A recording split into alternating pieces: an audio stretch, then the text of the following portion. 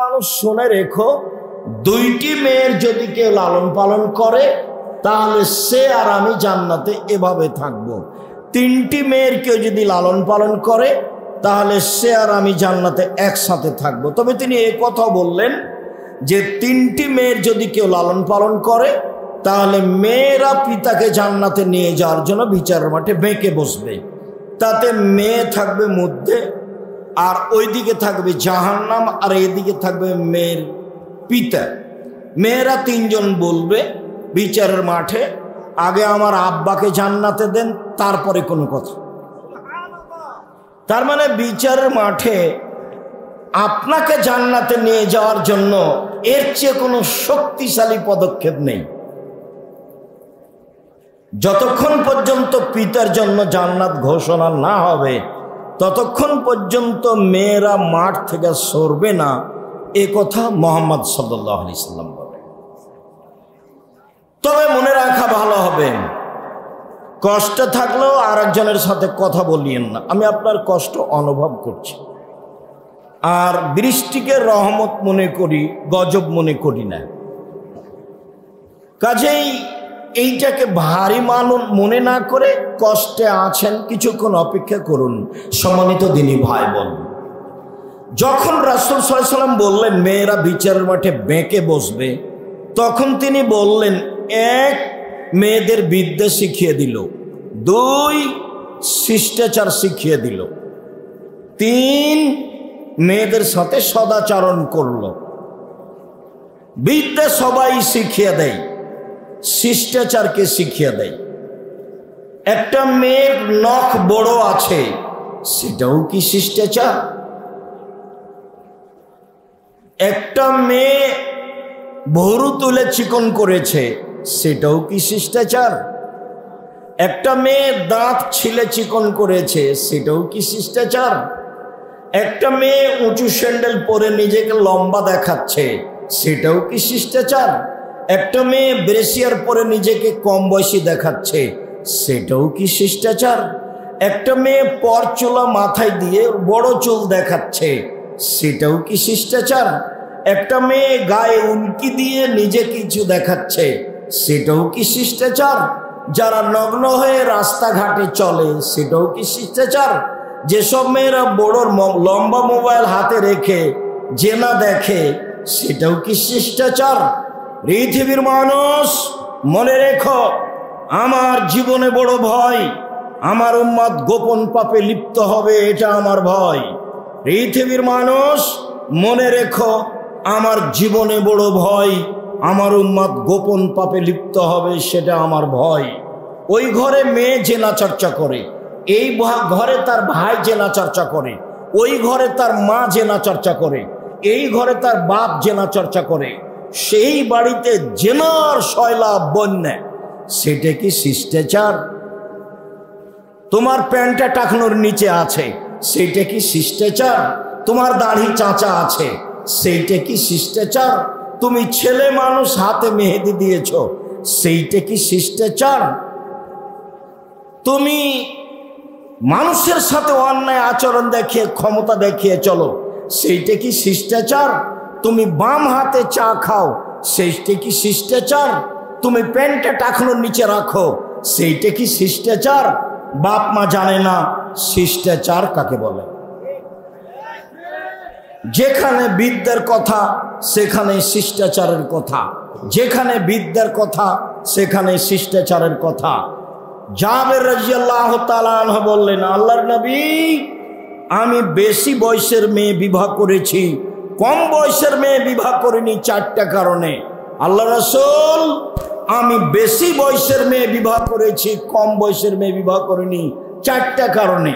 আমার পিতা উহুদের যুদ্ধে শহীদ হয়েছেন 9 জন মেয়ে রেখে, আমার পিতা উহুদের যুদ্ধে শহীদ হয়েছেন 9 জন মেয়ে রেখে, আমার 9 জন বোন রয়েছে।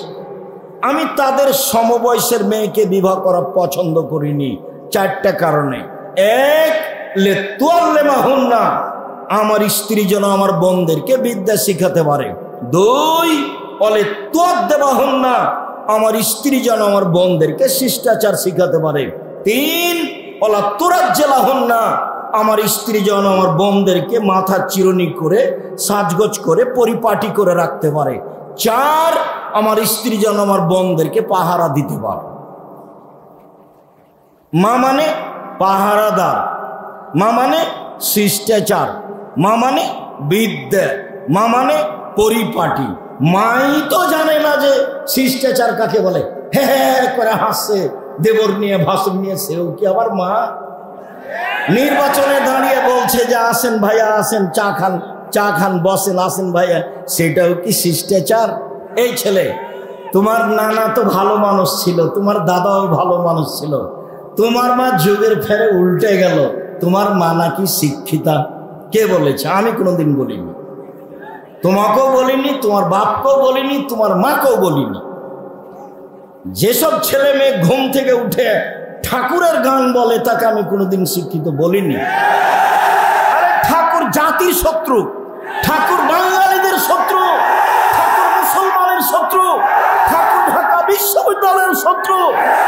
যেদিন ভারত, বাংলাদেশ, পাকিস্তান মুসলমান ইহুদি খ্রিস্টানদের হাতে, ব্রিটেনের হাতে, ইংরেজদের হাতে লজ্জিত হয়, অপমানিত হয়, জেল হাজতে থাকে, সেদিন ঠাকুর লন্ডনে মুচ পাকাই।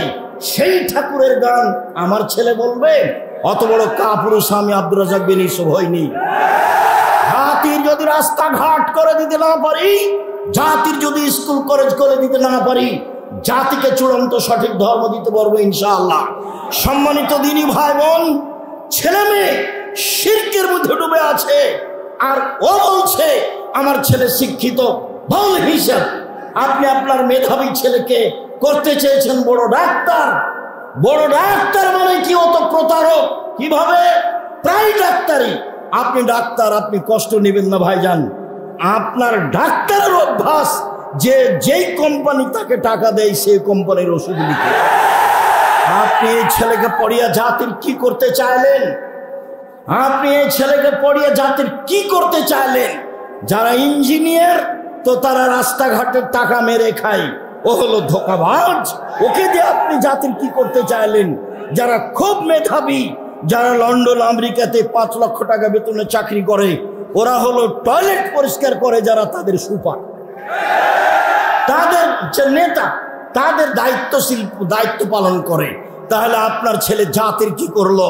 শুনুন, ওইটাই ছেলে জাতির উপকার করতে পারে, জাতিকে শিরক বুঝাতে পারে, জাতির অর্থ সম্পদকে রক্ষা করার চেষ্টা করতে পারে। আরে দেশের মুরগি মেরে ফেলে ইন্ডিয়া থেকে ডিম আনতে হবে, এটা আপনার শরম হলো না? এটা আপনার ছেলে শিক্ষিত? কে বলেছে? দেশের অর্থ সম্পদ, অফিস আদালত, কলকারখানা সবকিছু বন্ধ করে অন্য কিছু আনতে হবে, অন্যের কাছে ধার করে নিয়ে আসতে হবে, তখন আপনার শিক্ষিত ছেলে শিক্ষিত? কে বলেছে? ভুল হিসাব। আরে যদি শহীদ মিনার তৈরি করি, হামজার করব। আল্লাহ রাসূল বলছেন সাইয়্যিদুশ শুহাদা হামজা ইবনে আব্দুল মুত্তালিব, পৃথিবীর সবচেয়ে বড় শহীদ হামজা ইবনে আব্দুল মুত্তালিব। আদম থেকে নিয়ে কিয়ামত পর্যন্ত যত শহীদ হয়েছে, যত হবে আর যত হচ্ছে, সবার সর্দার হলেন হামজা ইবনে আব্দুল মুত্তালিব। শহীদ মিনার তৈরি করলে হামজার করতাম। আপনার ছেলে কি শিক্ষা অর্জন করেছে? জাতিকে ধ্বংস করে যে সে আপনার শিক্ষিত ছেলে? ভুল হিসাব। বিদ্যা কাকে বলে না জানেন আপনি, না জানে আপনার ছেলে, না জানে আপনার মেয়ে, না জানে আপনার স্ত্রী। জাতিকে কবর দিয়ে নিজেকে শিক্ষা দেখায়েন না, জাতিকে কবর দিয়ে কল্যাণ আনি জাতির কথা আপনি দেখায়েন না। প্রত্যেকটা কর্ম আপনার জাতিকে ধ্বংস করা।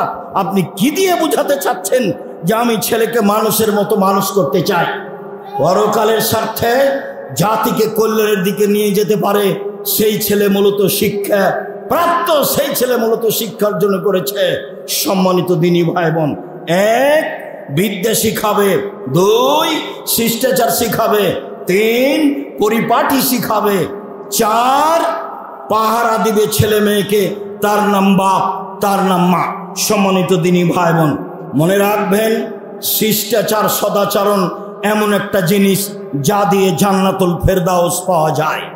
উমামা বাহিলি রাদিয়াল্লাহু তাআলা আনহু বলেন, রাসূল সাল্লাল্লাহু আলাইহি ওয়াসাল্লাম বললেন, পৃথিবীর মানুষ শুনে রেখো, কেউ যদি তর্ক ছেড়ে দেয় সত্য হলেও আমি মুহাম্মদ সাল্লাল্লাহু আলাইহি ওয়াসাল্লাম তাকে জান্নাতে একটা ঘর নিয়ে দিব, আমি জিম্মেদার। পৃথিবীর মানুষ শুনে রেখো, কেউ যদি মিথ্যা ছেড়ে দেয়, মজাক করে হলেও মিথ্যা না বলে, আমি মুহাম্মদ সাল্লাল্লাহু আলাইহি ওয়াসাল্লাম তাকে জান্নাতে একটা ঘর নিয়ে দিব। 3 ওমান আলাল জান্নাত লিমান হাসানা খলকাহু, যে তার চাল চলনকে ভালো করলো, আমি মুহাম্মদ সাল্লাল্লাহু আলাইহি ওয়াসাল্লাম তাকে জান্নাতুল ফেরদাউস নিয়ে দেব। সেটা আমার ব্যাপার, কিভাবে নিয়ে দেব সেটা আমার ব্যাপার। ভালো চাল চলন কাকে বলে? জাতির ক্ষতি করে, জাতির অন্যায় করে, জাতিকে জেল হাজতে দিয়ে, মানুষকে অপমান করে, মানুষকে খাটো করে, মানুষকে জেল হাজতে দিয়ে আপনি বলছেন আমি সদাচরণের মালিক। আর আপনার এই দু পয়সার ছেলে আর একজনের পিছনে ঘুরে আর চোখ দেখায়, রাস্তাঘাট বন্ধ করে, এর নাম বিদ্যা কে বলেছে? এর নাম বিদ্যা কে বলেছে? এটাকে সদাচরণ কে বলেছে? সম্মানিত দিনী ভাই বোন, সদাচরণ দিয়ে দামি জান্নাত পাওয়া যায়। আবু মুসা আশআরী রাদিয়াল্লাহু তাআলা আনহু বলেন, রাসূল সাল্লাল্লাহু আলাইহি সাল্লাম বলেছেন, পৃথিবীর মানুষ মনে রেখো, জান্নাতে কতগুলি ঘর রয়েছে, খুব উন্নত মানের পদার্থ দিয়ে তৈরি, যার বাহির থেকে ভিতর দেখা যায়, ভিতর থেকে বাহির দেখা যায়, যার বাহির থেকে ভিতর দেখা যায়, ভিতর থেকে বাহির দেখা যায়, খুব উন্নত মানের পদার্থ দিয়ে তৈরি, টকটক করছে, ঝকঝক করছে। সাহাবীগণ বললেন, লেমান হাজিহি, এত দামি ঘর কে পাবে আল্লাহ রাসূল? তখন আল্লাহ রাসূল বললেন, লেমান আলানাল কালামা, যার স্বভাব ভালো সে পাবে। রাসূল সাল্লাল্লাহু আলাইহি ওয়াসাল্লাম বলেন, পৃথিবীর মানুষ শুনে রেখো, ও জান্নাতু তাহরুমাল রাজুলে ও ইয়াহম রাজুল আলাইহি, যার উপরে জাহান্নাম হারাম, যার উপরে জাহান্নাম হারাম, যে ব্যক্তি জাহান্নামের উপরে হারাম, যার উপরে জাহান্নাম হারাম, যে ব্যক্তি জাহান্নামের জন্য হারাম, কে? নম্র আচরণ যার, সদাচরণ যার, ওর জন্য জাহান্নাম হারাম, জাহান্নাম তার জন্য হারাম। এই কথা মুহাম্মদ সাল্লাল্লাহু আলাইহি সাল্লাম বলেন। পৃথিবীর মানুষ শুনে রাখুন, দেশবাসী, পৃথিবীর বাঙালি মানুষ যারা, তারা শুনে রাখুন, রাসূল সাল্লাল্লাহু আলাইহি ওয়াসাল্লাম বলেন, সদাচরণ এমন একটি জিনিস যা দিয়ে বড় বড় দুটি নেকি, আমলের নেকি পাওয়া যায়। এক, নিয়মিত রাতে তাহাজ্জুদ পড়লে যত নেকি হয়। 2, নিয়মিত নফল সিয়াম থাকলে যত নেকি হয়, ভালো আচরণে তত নেকি হয়। 1, নিয়মিত রোজা থাকলে যত নেকি হয়। 2, নিয়মিত তাহাজ্জুদ পড়লে যত নেকি হয়, ভালো আচরণে তত নেকি হয়। ভালো আচরণ কি জিনিস?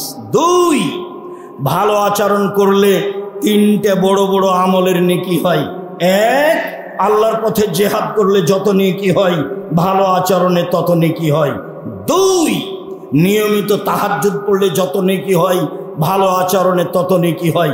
3, নিয়মিত রোজা থাকলে, সিয়াম থাকলে যত নেকি হয়, ভালো আচরণে তত নেকি হয়। ভালো আচরণ কি জিনিস? ভালো কথা, ভালো কর্মের নাম ভালো আচরণ। ভাইয়ের সাথে গন্ডগোল করে যে, তার ভালো আচরণ নয়। জায়ের সাথে গন্ডগোল করে যে, তার ভালো আচরণ নেই। মানুষকে জেল হাজতে দেয় যে, তার ভালো আচরণ নেই। দলীয় দাপট দেখায় যে, তার ভালো আচরণ নেই। বংশীয় ক্ষমতা দেখায় যে, তার ভালো আচরণ নেই। শ্বশুরের কাছে যৌতুক নেয় যে, তার ভালো আচরণ নেই। বোনকে জমি দেয় না যে, তার ভালো আচরণ নেই। এরা সব শয়তানি আচরণের মানুষ। 10 বছর হলো বাপ মরা, এখনো বোনকে জমি দেয়নি, আবার তাহাজ্জুদ পড়ে, ও আবার হজ করে। ভালো আচরণ কাকে বলে?